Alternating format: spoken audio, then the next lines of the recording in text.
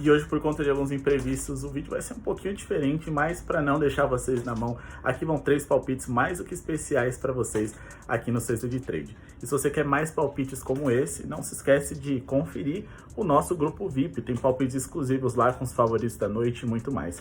Começando com o Carlton Towns, que enfrenta o Chicago Bulls, que é um dos times mais vazados para pivôs na liga. É um dos times com pior aproveitamento em defesa de poste baixo e, mais do que isso, ele tem média de mais de 35 pontos nos 4 jogos que ele fez contra o Chicago Bulls, vestindo a camisa do New York Knicks. Eu espero pelo menos 20 pontos para ele nessa noite, coisa que aconteceu há menos de uma semana atrás, e mais do que isso, a gente também está falando de um jogador que conseguiu pelo menos 20 pontos nos últimos 10 jogos seguidos contra esse adversário. Falando agora aqui a respeito do jogo entre Oklahoma City Thunders e Pelicans, não poderia ser diferente, 30 pontos para o Shai é o que a gente espera. A gente está falando de um jogador que foi cestinha da NBA na última temporada, o atual MVP, que hoje enfrenta uma das piores defesas da NBA.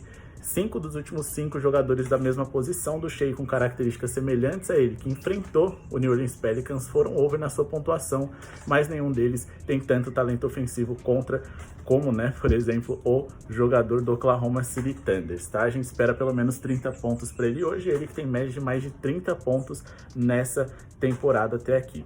E para finalizar, a gente tem uma duplinha, a gente espera um handicap positivo do Memphis Grizzlies, também do Miami Heat, que enfrenta o Los Angeles Lakers. Toronto Raptors não é um time tão dominante assim para cobrir um handicap tão grande contra o Memphis Grizzlies. E a gente também está falando de um Heat, que apesar de jogar fora de casa, enfrenta o Lakers, que com Luka Doncic e Austin Reeves pode até ser favorito, mas não é um time para sobrar. A gente está falando aqui de uma franquia, no caso os Lakers, que joga em casa, e todo mundo quer vencer eles jogando na Califórnia. É muito relevante, e a gente tem o melhor jogador em quadro do lado do Miami Heat, o seu treinador, que deve bolar alguma estratégia para poder minar o jogo do Luka Doncic e com isso cobrir esse handicap nessa duplinha, que eu considero bem interessante. Desejo uma boa sorte a todos. Amanhã voltamos com a nossa programação normal. Muito obrigado pela sua audiência e falou!